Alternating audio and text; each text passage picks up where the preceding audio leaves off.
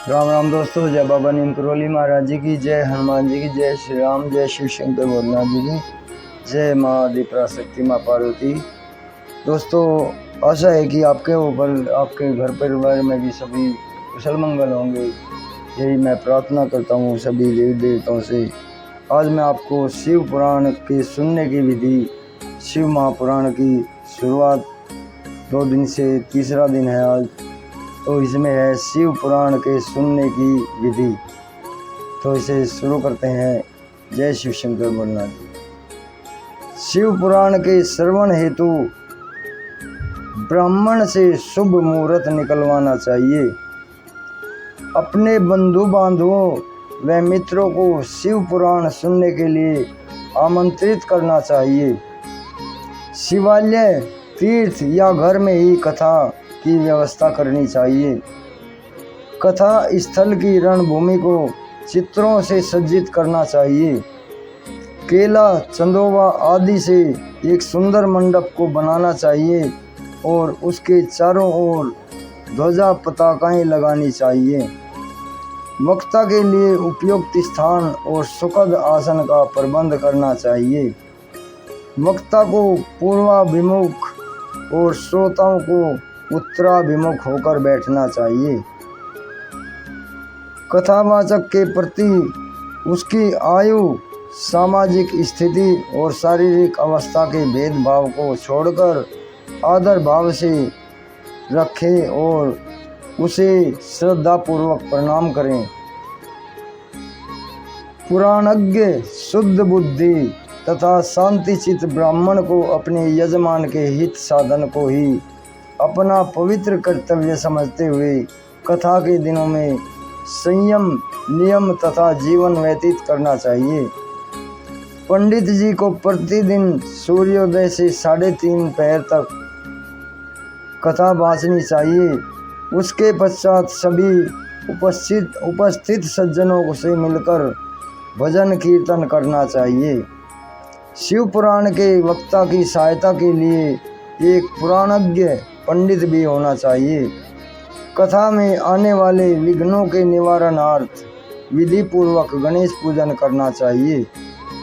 कथावाचक पंडित को अपने यजमान के शिव पुराण में साक्षात महेश्वर की भावना कराते हुए उससे इस पवित्र ग्रंथ का पूजन करना चाहिए और उससे यह प्रार्थना करनी चाहिए कि भगवान शंकर उस समय प्रसन्न हो और उसको इस ग्रंथ के मर्म को समझने और निर्विघ्न श्रवण करने की अक्षमता प्रदान करें।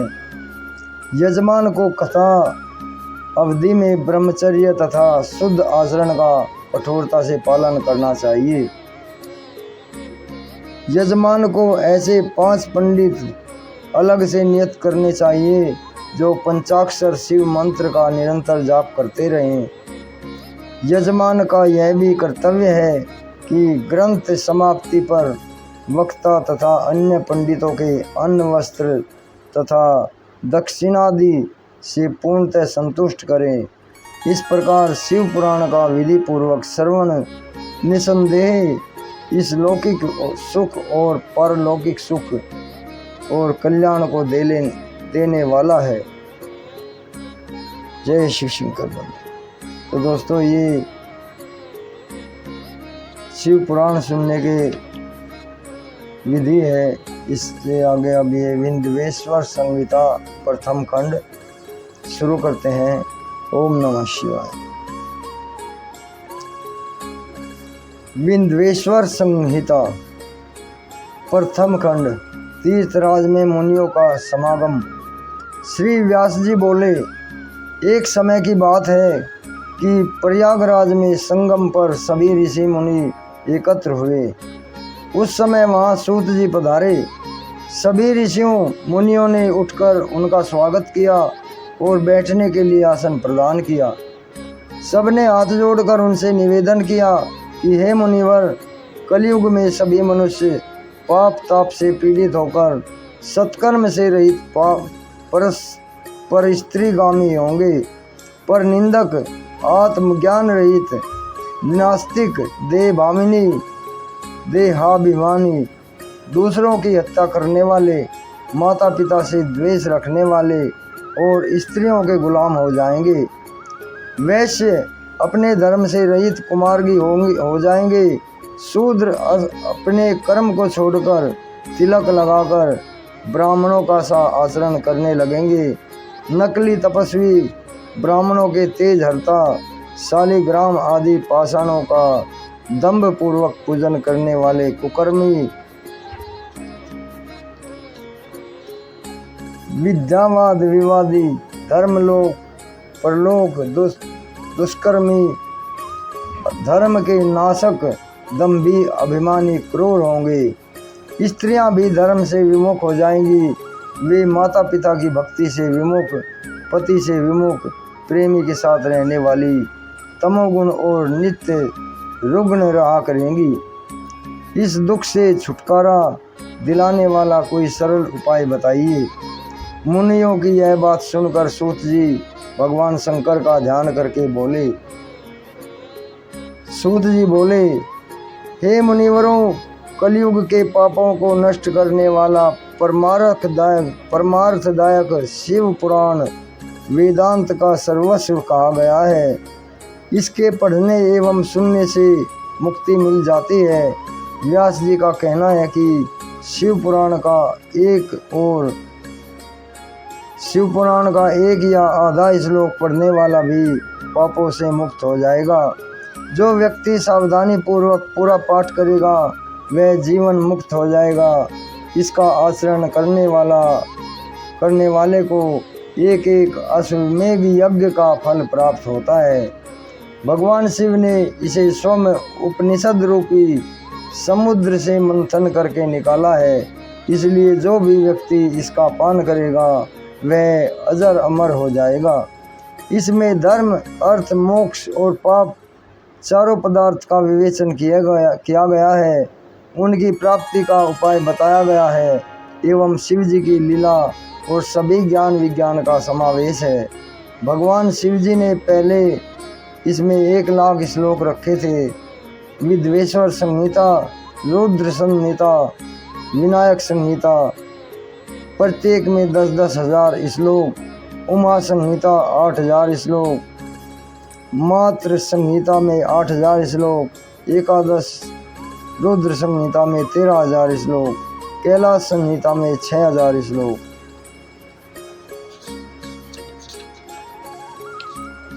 शतरुद्र संहिता में 3,000 श्लोक, कोटि रुद्र संहिता में 9,000 श्लोक, सहस्र कोटि रुद्र संहिता में 11,000 श्लोक, मानवीय संहिता में 10,000 श्लोक और धर्म संहिता में 12,000 श्लोक रखे थे। परंतु इस कलयुग में जीवों के उद्धार के लिए भगवान शिव ने इसमें कुल 24,000 श्लोक कर दिए। अब इसमें विद्वेश्वर संहिता, रुद्र संहिता, शतरुद्र संहिता, कोटि रुद्र संहिता, श्री उमा संहिता, श्री कैलाश संहिता और वाह्यतीत संहिता रखी गई है। जो इन सब संहिताओं का पाठ करता है वह जीवन से मुक्त हो जाता है। यह समस्त पुराणों में श्रेष्ठ और जीवों का कल्याण कारक है। जय शिव शंकर भोलेनाथ जी। दोस्तों, ये पहला रुद्र संहिता में जो पाठ है ये तो विंध्येश्वर संहिता का प्रथम खंड समाप्त हुआ। अब ब्रह्मा जी का उपदेश है इसमें। सूत जी बोले, ये ब्रह्मा जी का उपदेश है इसमें। सूत जी बोले, पूर्व काल में जब कल्पों का नाश हो गया और बाद में पुनः इस कल्प का उदय हुआ तो 6 कुलीन मुनियों ने सृष्टि के प्रारंभ होने पर विचार किया कि ये सबसे परे हैं या नहीं। इनका निर्णय करने के लिए ये ब्रह्मा जी के पास गए। ब्रह्मा जी ने बताया कि जो सर्वप्रथम उत्पन्न हुआ है उसमें मन वाणी की कोई गति नहीं है तथा जो ब्रह्मा, इंद्र और शिव आदि महाभूतों और इंद्रियों की उत्पत्ति एवं समस्त संसार को पैदा करने वाला है वही सबसे परे है। ऐसे सर्वज्ञ जगदीश्वर महादेव ही हैं जो भक्ति के द्वारा दर्शन देते हैं। रुद्र आदि देव भी उनके दर्शनों की अभिलाषा रखते हैं। उनकी भक्ति करने से ही उनके प्रसाद की प्राप्ति होती है। जैसे बीज से अंकुर और अंकुर से बीज बनता है। ब्रह्मा जी ने कहा, आप लोग महादेव जी की प्रसन्नता हेतु एक दीर्घ यज्ञ करिए, जिसमें शिव जी की कृपा से आपको साध्य और साधन का ज्ञान प्राप्त होगा। मुनियों ने पूछा, हे भगवान, यह साध्य और साधन क्या है? ब्रह्मा जी ने कहा, साध्य शिवपद है और साधन उसकी सेवा करना है। वेद विधि द्वारा उनकी आराधना करने पर उनकी प्राप्ति होती है। जो जैसा करता है उसे वैसा ही फल प्राप्त हो जाता है। कान से सुनता, मुँह से कहना तथा मन से मनन करना भी एक महान साधन है, क्योंकि महेश्वर हमेशा सुनने, कीर्तन करने तथा मनन करने योग्य है। इसलिए साध्य तक पहुँचने के लिए साधन पर जुट जाना चाहिए। गुरु के द्वारा शिव योग को प्राप्त करना चाहिए। पहले कुछ कलेश उत्पन्न हो सकता है, परंतु बाद में परमानंद की प्राप्ति होती है। दोस्तों, ये भी ब्रह्मा जी और सनत का पाठ खत्म हुआ। अब सनत कुमार और व्यास जी का संवाद। मुनियों ने ब्रह्मा जी से पूछा, श्रवण, मनन और कीर्तन क्या है, कैसे किए जाते हैं? ब्रह्मा जी ने उत्तर दिया, हे ईश्वर के रूप, गुण, नाम और उनकी लीलाओं से अपनी पूजा और जप द्वारा रुचि उत्पन्न करना एवं लगातार युक्तियों सहित अपने मन को उनके सामने करना मनन कहलाता है। परम ब्रह्म महादेव जी या शंभु भगवान के नामों को बार बार लेना या जप करना ही कीर्तन कहलाता है। दृढ़ता से भगवान संबंधी शब्दों को कानों से सुनना श्री श्रवण है। सत्संग में बैठकर महादेव जी की कृपा से श्रवण और कीर्तन करके उनका मनन करें तो यह सर्वोत्तम मनन है। इससे हमारी आत्मा पवित्र रहती है।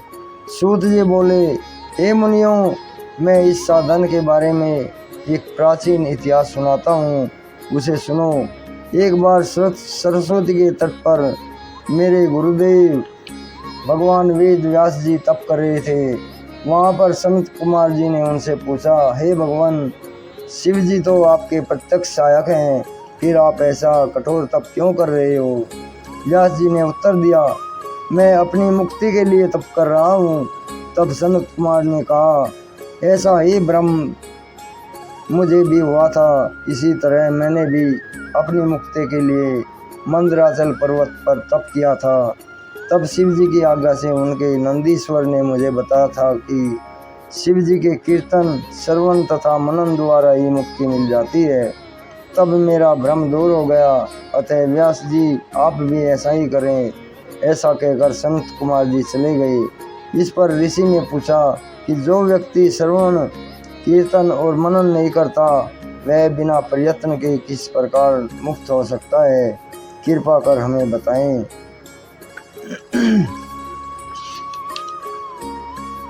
सूत जी बोले, यदि कोई व्यक्ति श्रवण, मनन और कीर्तन के स्थान पर शिवलिंग की स्थापना करके उसका पूजन करता है, तब भी वह इस संसार रूपी सागर से मुक्ति पा जाएगा। मैंने अपने गुरुजी से सुना है कि शिव जी ब्रह्म रूप, निष्फल, कला रहित तथा काल सहित इस निष्फल में निराकार लिंग की प्रधानता है। वे सभी कलाओं से युक्त हैं और साकार निराकार में भी शिव जी ब्रह्मा संज्ञक भी है। व्यक्ति शिव जी के साकार रूप और निराकार रूप दोनों को पूजते हैं। प्राचीन काल में ब्रह्मा विष्णु के विवादों में उन्होंने शिवलिंग में प्रकट होकर दर्शन दिए थे। तभी से शिवलिंग इस संसार में पूज्य हो गया। इससे सबका कल्याण होता है और मोक्ष की प्राप्ति होती है। तो दोस्तों, आज के लिए यहाँ तक ही। कल मैं आपको इससे आगे शिव पुराण का जप करूँगा, आपके सामने इसे पढ़ूँगा। जय भगवान ओम करोली महाराज जी, जय शिव शंकर महाराज जी, शिव भोले, जय भोले। तो दोस्तों, इसमें शिव की महिमा अगर हमें अपने ऊपर शिव की कृपा होनी है, करवानी है, तो शिव का नाम जपो, बस उससे ही बेड़ा पार हो जाता है दोस्तों।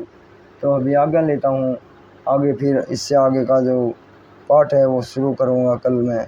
जय राम जी की, जय शिव शंकर भोलेनाथ जी की, जय हनुमान जी की, जय बाबा नीम करोली महाराज की, जय गाय माता की।